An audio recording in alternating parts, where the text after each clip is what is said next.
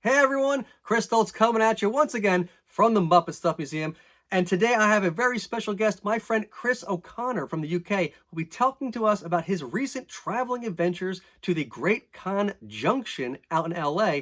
Well, I'm going to talk to him about my recent adventures to the Great D23 Muppet Christmas Carol 30th anniversary celebration in New York, which was held the same weekend.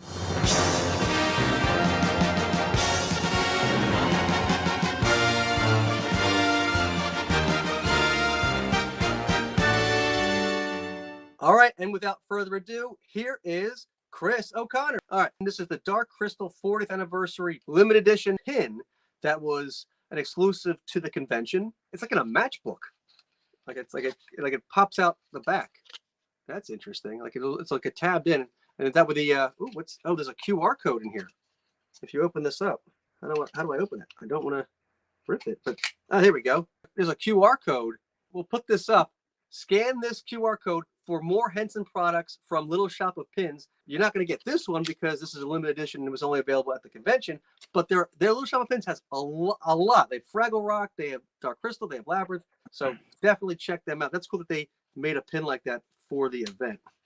And it's that nice packaging too. I really am impressed with this because usually it's just like a pin back. I would expect that QR code to just be on the back here, but no, actually like inside this whole thing. Like I said, it looks like an old style matchstick book, you know?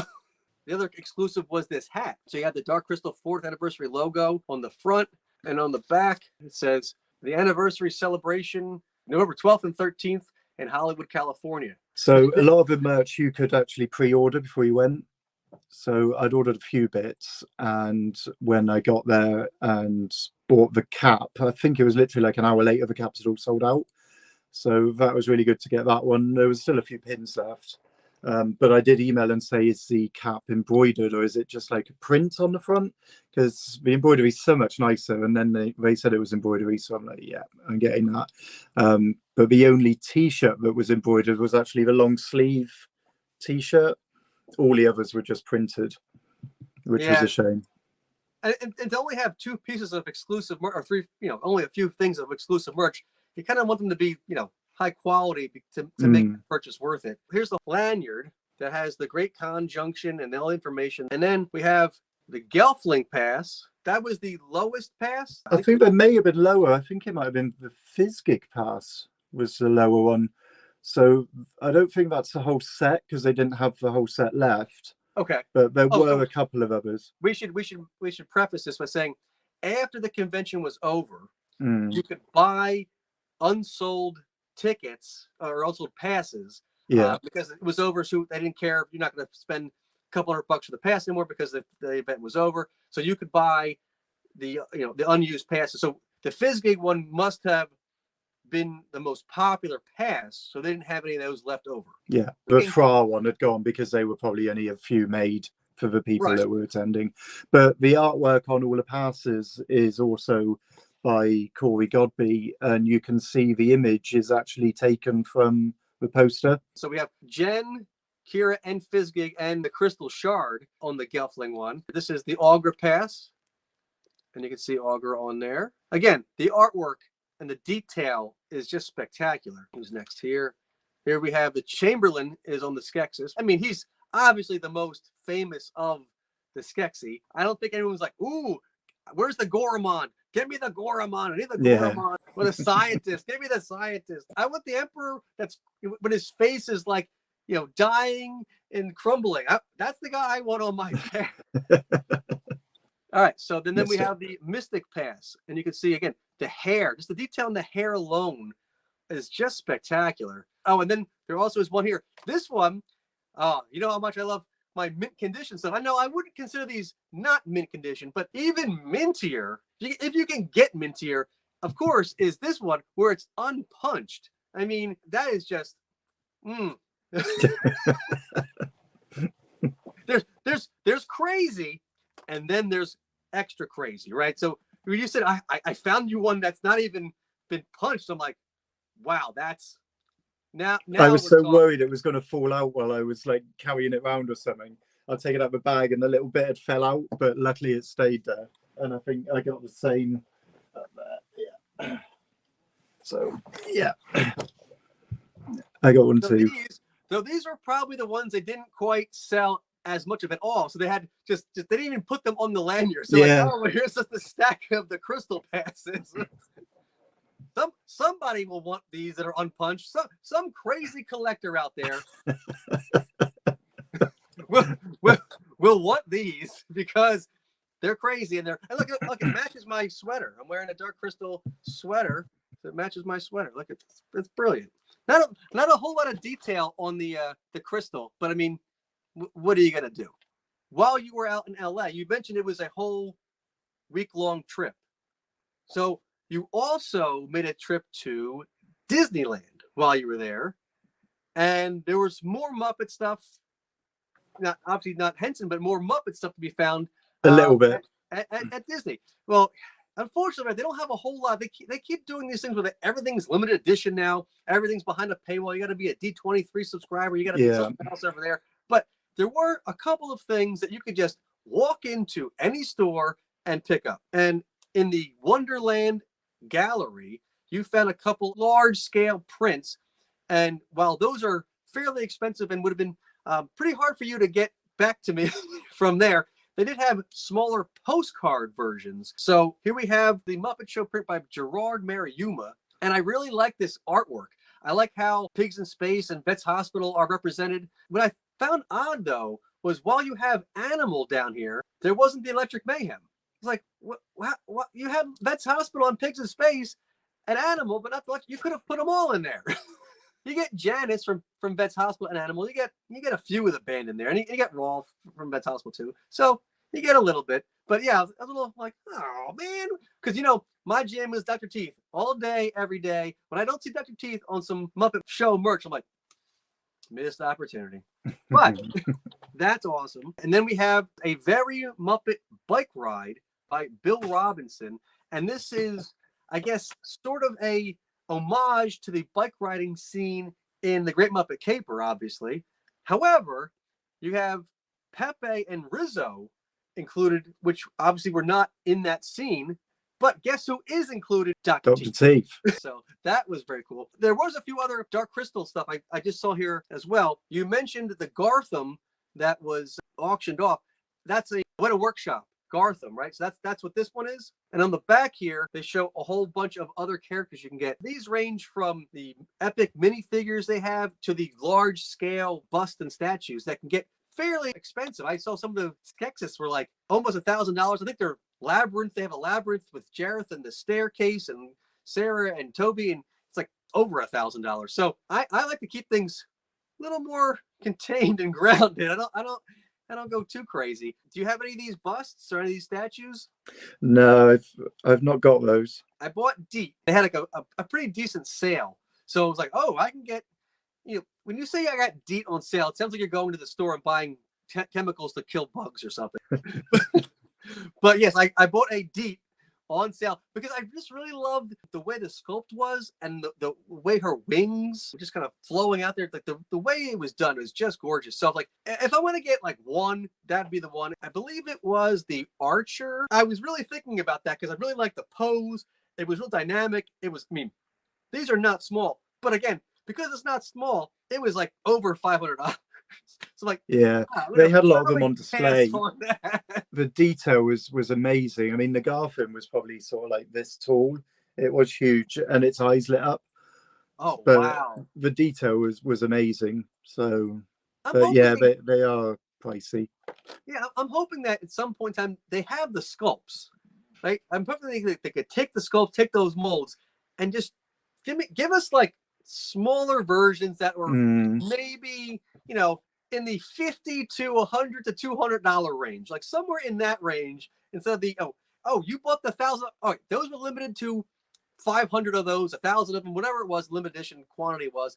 But we'll make these in a little bit larger quantities, and they won't be as expensive, and they won't be as as collectible. So you have the crazy ones, but other fans can at least put these on their shelves as well, and enjoy that detail because it's incredible. But that's not the only thing that was in this package. I just happened to see there was a pen from the Jim Henson Company in there as well. So this is an official Henson Company pen. I do have a few Henson Company items like this. You got one as well. I got one too. How could you pass it up? You see that sitting there like, oh, this is amazing, because you're not buying this anywhere else. You're only going to get this, right from the Henson company, and this is like an employee-only thing, basically. Maybe they give it out to like guest stars or something, but you don't see this at your local CVS. No. or when you're buying pens, this is not one of the options you get to choose from. So in the Henson lot, they actually had a shop. So it's like, that's great. Get all the Muppet fans to the Henson lot and then say, look, we've got a shop. So Lisa Henson had cleared out somewhere. There was lots of Muppet merchandise. There were Palisades play sets, Palisades figures. There were stationary cubes from Dakin with Kermit on every side, which I'd never seen. Lots of other bits. And there was some Dark Crystal stuff and Labyrinth and Fraggle Rock. Then there was a pot of pens. And then in one corner there was clothing from Jim Henson Company. So there was the cap, and there were hoodies and sweatshirts, that sort of thing. And I think there was a knitted beanie with Jim Henson Company on it. So one of the other things that I did find in there was the Art of the Muppets, the book, which I've already had, but it was absolutely mint condition in a stack, so never been looked at. And that was like $20, which I bought, that then luckily did manage to get signed by Lisa, Cheryl, and Heather. So that was great fun, and just great to have it in such mint condition. Well, that book was put out in the early 80s and was hard to find for a long time. And it was crazy money on eBay for like not super minty condition. And they must have found some in a warehouse or something, because Craig Shemin did an event a few years ago, and that was like the giveaways. And I was like, Craig, do you have any more of those books? Like, oh yeah, we have a stack of them. I'm like, what? They're like, this amazing. Like, so yeah. When they did that, I didn't realize they had a shop on the lot now. That's really nice. I did not know that.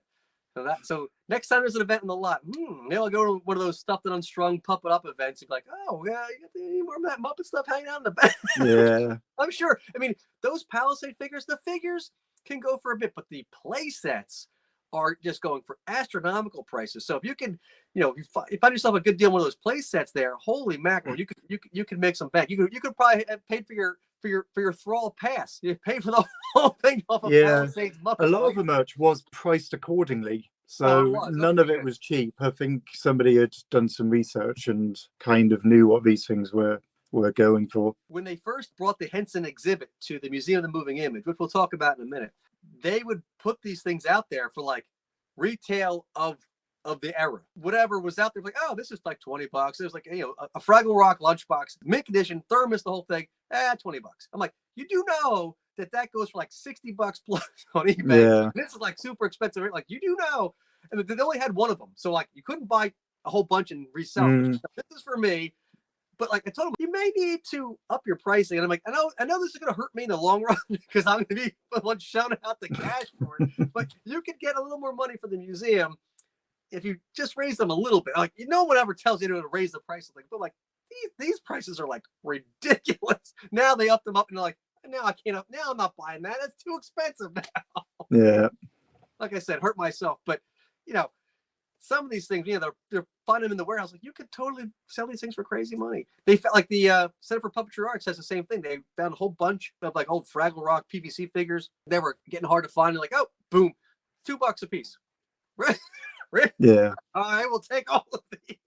All right, so I should talk about the event I was at now, right? So on the other side of the country, for D23 members, they had an exclusive event after hours at the Museum of the Moving Image to celebrate the Muppet Christmas Carol's 30th anniversary. They had a couple of special guests. Fred Buchhold, who was the stunt coordinator, as well as Peter McKinnon, who was a Muppet builder. And they had a whole Q&A before the film. So they would talk about how things were made. They showed a lot of behind the scenes photos that they themselves took. So these are not publicly available photos. They showed us how they had made Rizzo. When Rizzo gets frozen in the bucket of water and it comes out as a ratsicle. So they showed us that, and they had made these ratsicles that were made out of wax. They had to be kept cold because it was so hot in the studio that the wax would melt. So they showed us these Rizzo popsicles in a cooler to just keep the wax looking perfect. They only made a couple of them, so they only had a couple of tries to make this work. These guys had to figure this out. Like, this is going to work. We've tested it out beforehand. You yell action, this is going to happen. At my event, they gave out exclusive merch too, but they only gave out one per person, even though they had extras. I tried to snag you one of these, and they would not let me have it. I'm like, my buddy's grabbing me stuff on the other side of the country. But so this is a Polly Smith print from the archives of Gonzo's costume and how like it looks from the back, and I got it signed by Fred Buchholz, who was the Muppet stunt coordinator. So we signed it right in the corner here. They're coming out with more D23 exclusives for Muppet Christmas Carol. There's all kinds of pins and a set of postcards that are based on these concept sketches. Amazing stuff. Did you see there was 2 of the originals up for sale on auction? I think it was Janice and Floyd. Although I think I might have been from Treasure Island, actually, not Christmas Carol, but it was the original sketches, the same style as that Gonzo one. Muppet Christmas Carol is, of course, I'm not sure if this would be blasphemous to say, but like a much better film than Muppet Treasure Island. I don't think, I mean, Muppet Treasure Island's okay. Muppet Christmas Carol, like, it's like, there's a lot more going on there. Yeah. But the costumes for both of those productions is out of this world because they're all period costumes. And Polly Smith was not at this event that I was at, but she was at the D23 Expo they had, and they showed a clip of her talking about how she had to put all this stuff together. She really didn't really know what she was going to quite do, and she didn't have a whole lot of time. So she researched period clothing and then didn't quite know how she was going to make like rat size puffy shirts, all this stuff. So she would have the assistants start doing the shirts, and then she would start building the other fanciful layers on top afterwards. It was like a whole thing, and it was really interesting to hear how these things, kind of happen. I was just grabbing. That's actually part of Miss Piggy's dress from the Muppet Christmas Carol. Oh wow! So I think this fabric was created by the workshop and printed or silk screened, whatever. So it wasn't just something that was bought off a shelf. It was actually made and designed for Miss Piggy. So that's from her actual dress. Pretty cool. So those of you watching at home, you're not going to find that at your local craft store. No. that is Miss Piggy's dress. I mean, I wouldn't put it past you if you saw Miss Piggy and you saw that costume. Oh, I'm going to just put that in there. No one saw that. No. No one's going to miss that piece of that little fabric swatch now.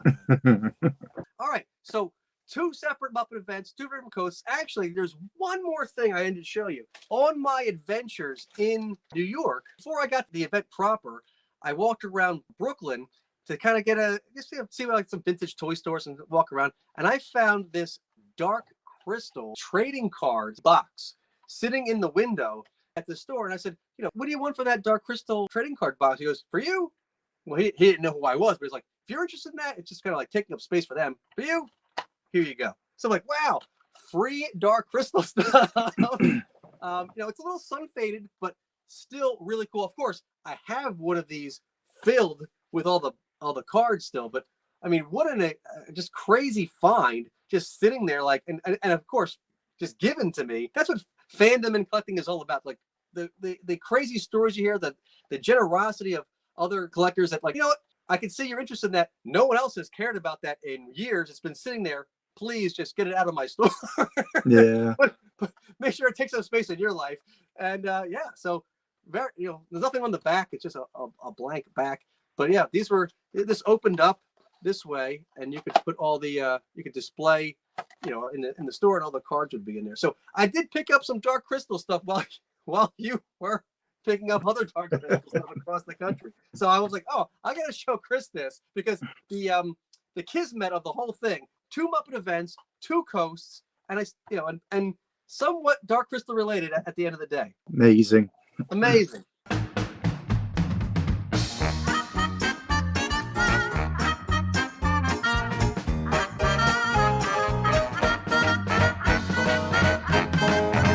Thanks a lot.